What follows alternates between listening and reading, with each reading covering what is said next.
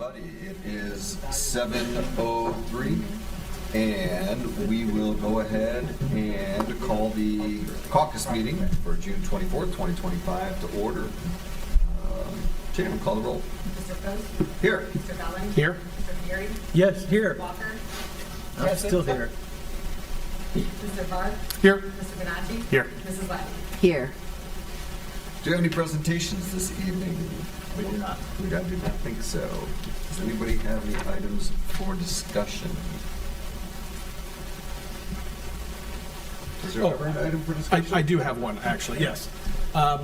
Mayor, I've gotten several questions from residents in Corbett's, on Sherwin, and in Chestnut Trails about the, on Glenwood Drive, on the north side of Glenwood Drive, that strip of land between Corbett's and Chestnut Trails that has not been cut. I understand you've had some conversations with the HOA. Yeah. Could you give us an update? I met with the HOA president at Chestnut Trail, and so we're at a little impasse because it seems that they believe that we've been cutting it for 30 years and we need to continue to do that, which I disagreed with.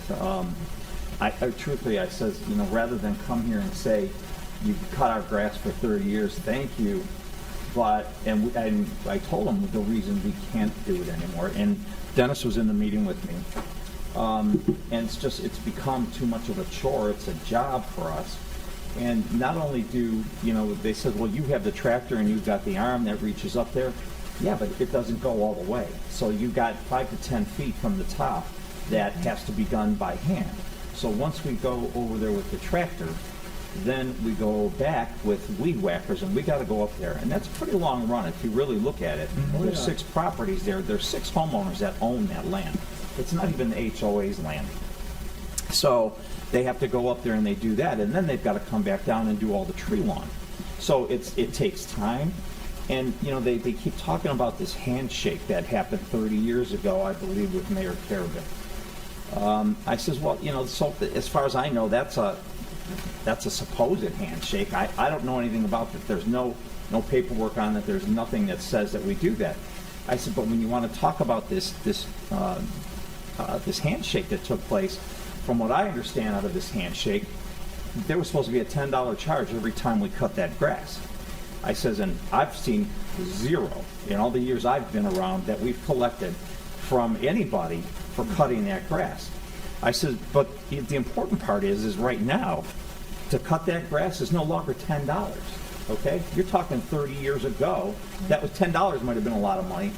Today, it would cost them $200 a cut, okay?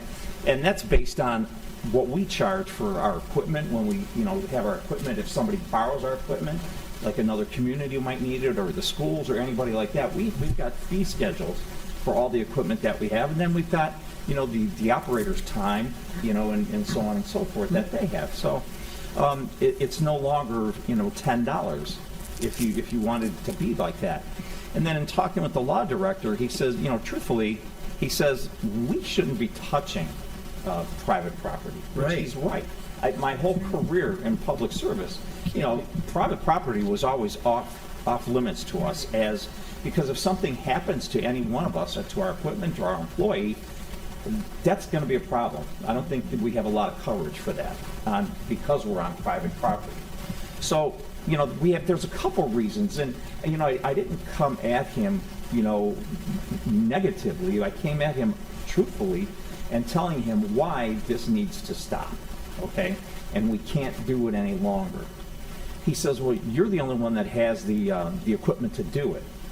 I said, okay. I says, but, and I tried, I went as far as telling him 2 years ago or last year, Dennis and I we thought we can't do this anymore before, truthfully, that I realized that it wasn't our property or our responsibility. I didn't understand the mechanics of it, how we wound up cutting that grass. And so we reached out to a couple landscapers that came there and looked at it and said, oh, heck no, we can't cut that.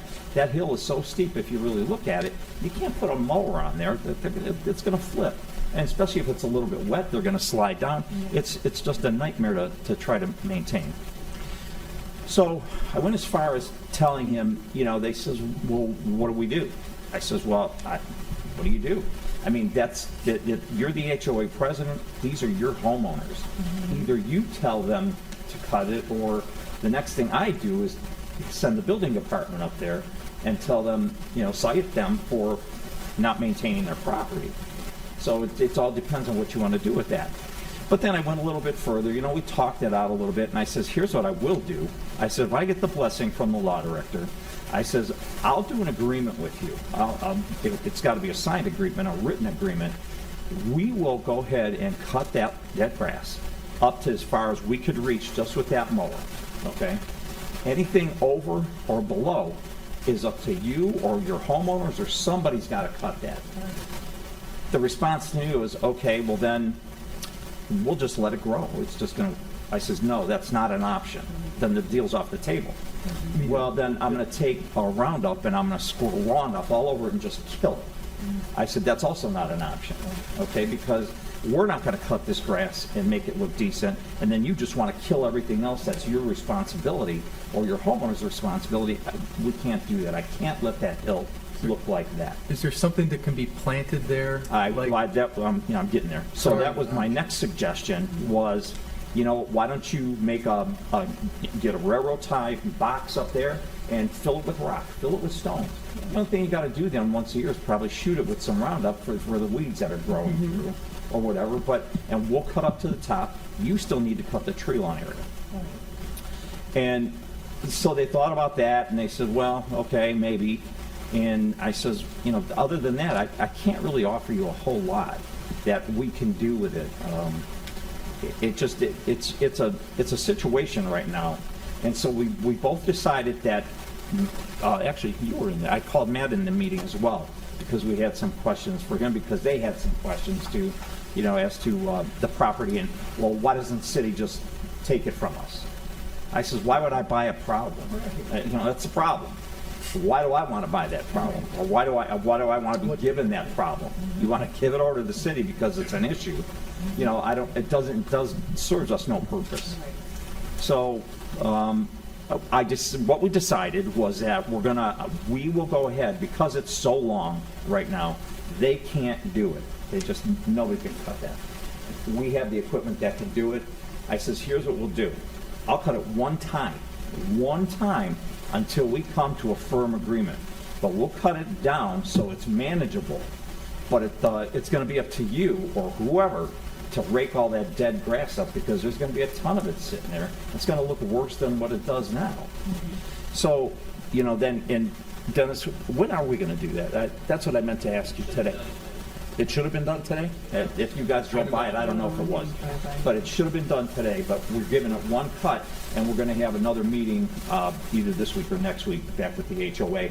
We asked them also, you guys go back to the drawing board and think about what you're going to do with this hill that belongs to your residents. Or, I have no other alternative for them. But it would have to be in writing, and I would have to get his approval, or that we're going to continue to cut private property, if that's how it turns out to be. Thank you, Mayor. I appreciate it. Sure. So, sorry. I was just going to ask, Dennis, what about like Crown Vetch or something that ODOT uses for like bank stabilization? Is that? We tried that once before. Okay. Fair enough. Just thought I'd throw it out there. Well, Chuck? Mayor, I'm just curious, we have the tractor with the extended arm. Are there other spots where we use that piece of equipment, or?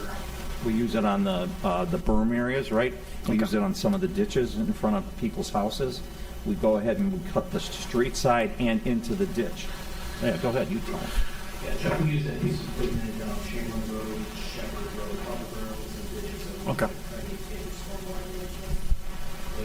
So it goes down as well as up? It goes down, goes Okay. up.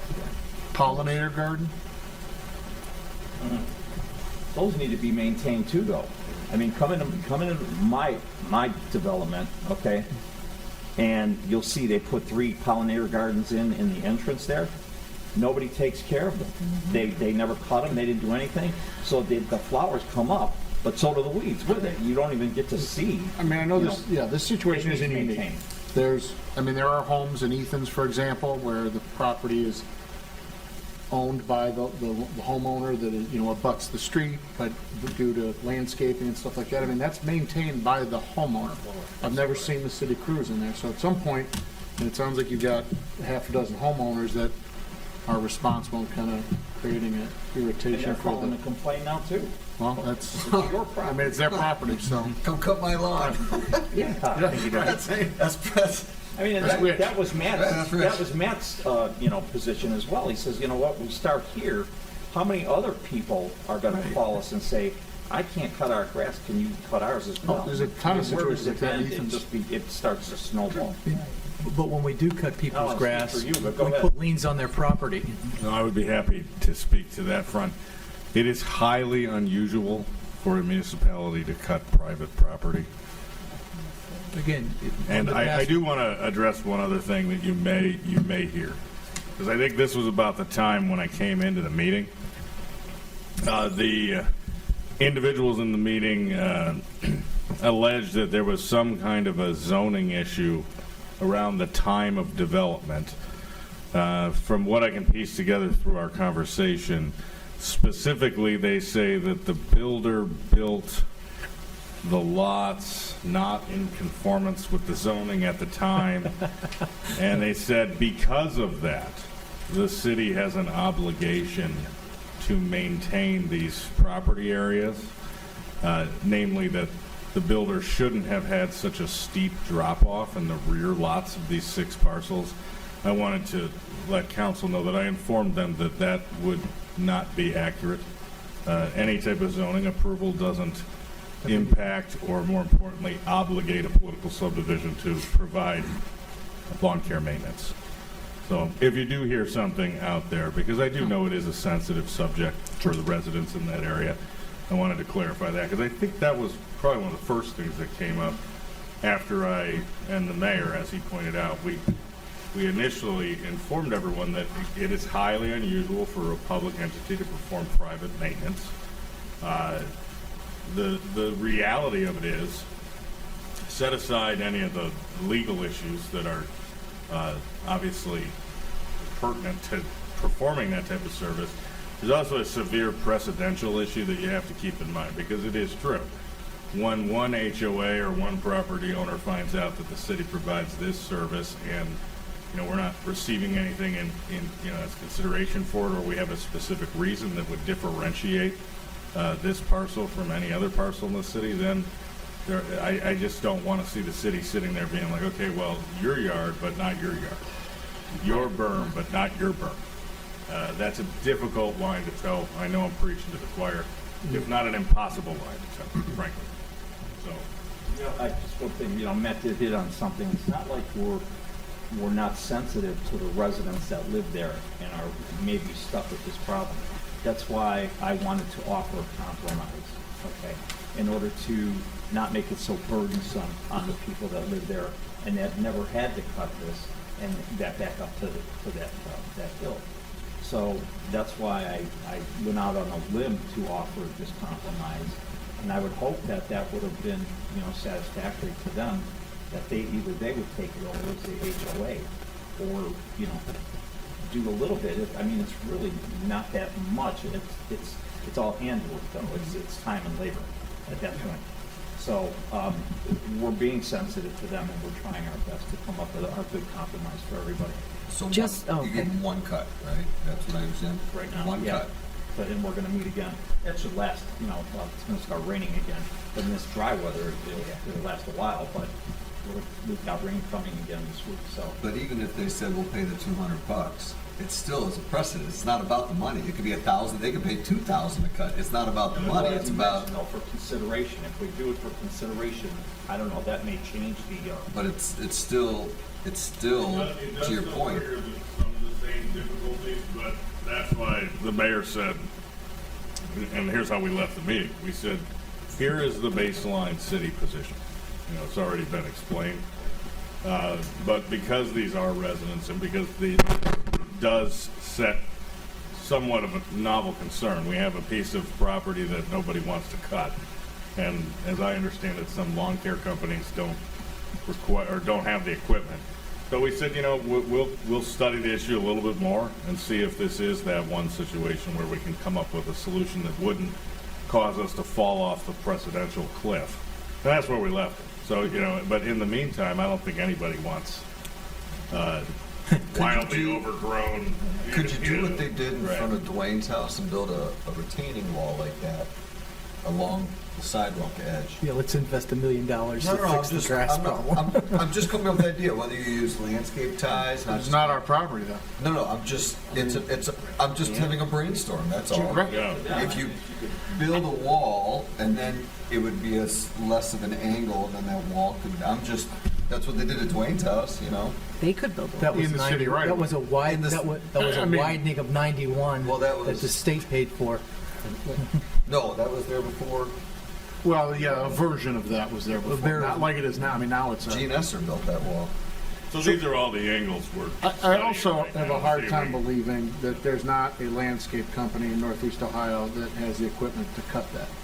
I mean, I could think of 2 or 3 off the top of my head, and I'm not plugging landscaping companies in a council Yeah. meeting, but No, I They think the don't point wanna is, spend I the think money. the point is their landscape, I misspoke which then is if I grand. suggested that every landscaping, I feel bad. I said the same thing, I did. Just a couple of them, I believe. I only reached out to 2, I think it's not.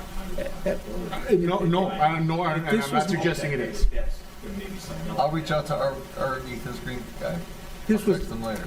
If this was my yard and I didn't cut my grass, at what point would you fine me? 6 inches. Okay, Mhm. and what And that be, was and what would be discussed. that fine? 28 years ago. 28 years ago? 6 inches, 28 years ago, or whenever the handshake agreement was signed. I'm not. I'm serious. I'm just asking. So That's our goal. okay, and then what's the fine? I believe the cost of the cut for the private company we hired Right, is 'cause- around 185.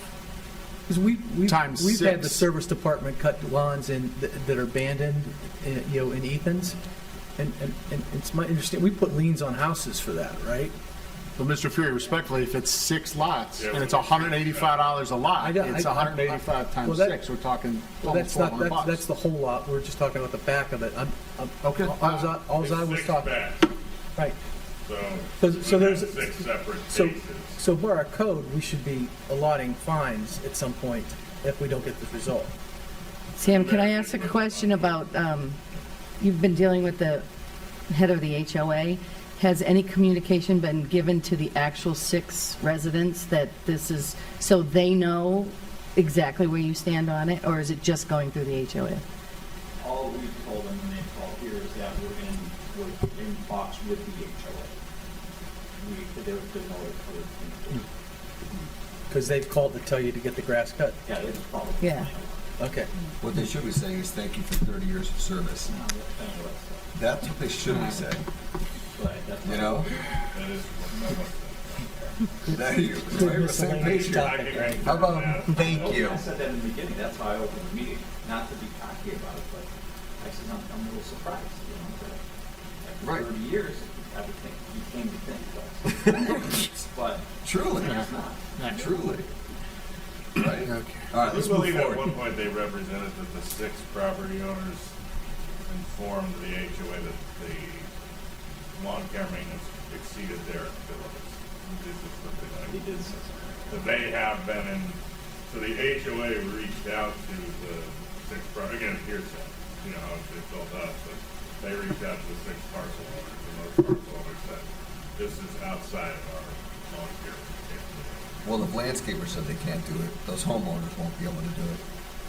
Well, I mean- the 1 or 2 that I reached out to couldn't do it, but like Scott said, where maybe there's somebody else out there that can, but then the problem comes, who's gonna pay for it? The HOA doesn't wanna pay for it, I don't know if the residents want. Well, it's private land, the residents would have to pay for it. They bought a house that has a hill in the back. When they bought the lot, they weren't told, you don't have to cut the lawn.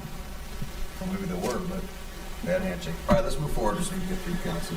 Any other comments on that? I appreciate you bringing that up. Thank you, Thank you, We've all had conversation about that. I'll say thank you, Mr. Mayor. Thank you for 30 years of cutting that. Thank you, Dennis, as well. Thank you. Yeah. Thank you, guys. Thank you. Well said. All right. Do we have any audience participation? There is none. All right, ordinance 58, let's go to legislation. Ordinance 58, 2025. This ordinance was regarding the sign regulations. The planning commission reviewed this at their June 16th meeting, and they recommended that the changes are submitted. This will be on its third and final reading this evening. I will just state my opinion, as I've said the last couple times, that I do believe if we put out signs, I think they should be specific. I think they should say no parking on the fire hydrant side. If we're going to put out signs that says no parking, it should say- Who's about temporary signs? This is temporary signs, 120 days to right. 40 days. Never mind. The next one. I'm on the next one. I'm going to the wrong one. Yes, temporary signs. Thank you. Boom. But I'm not. But I'm going to stand by it. It should say no parking on the fire hydrant side. That's an important notice nonetheless. Yes. Right. Okay. Moving on. Any questions on 58, 2025? No, that did pass planning 3-0. Yes. Oh, thank you. Okay, perfect. 59, 2025. An ordinance regarding changes to the code as it pertains to the ARB. We're going to read this for a third time this evening. ARB will review and make a report on this after the July 3rd meeting. And then we will vote on this at the July 8th meeting. And are there any questions on this? No. Okay. 60, ordinance 60, 2025. This ordinance is regarding changes to the CRA legislation. This will be on its third and final reading this evening. Any questions on the ordinance? Resolution 65, 2025. This resolution is to hire R.E. Warner for the service garage design. We've talked about this last week. The total cost should not exceed $34,600. Question on that? No. Resolution 68, 2025. This is to donate 5 mobile devices and accessories to the Norton Police Department. It's no longer needed. I think it's great that you guys are doing this, that you're helping out another city. I think it's fabulous. It's better to do this than go to auction. So, any questions on 68, 2025? No. 69, 2025. This resolution is to donate 27 portable radios and accessories to Bedford Police Department, no longer needed by the city. Council is being asked to suspend the 3-reading rule so we can get that to Bedford Police Department as soon as possible. Again, I think it's great, but it's always in need out there. Always in need. I think that's great. Resolution 70, 2025. This resolution is opposing House Bill 335 regarding the Property Tax Relief Now Act and urges the Ohio General Assembly to reject legislation that eliminates inside millage. I think we've talked at length about this already this evening. If anybody else has anything they want to add to this? All right, anything else? All right, with that, we will adjourn the caucus meeting at 7:26.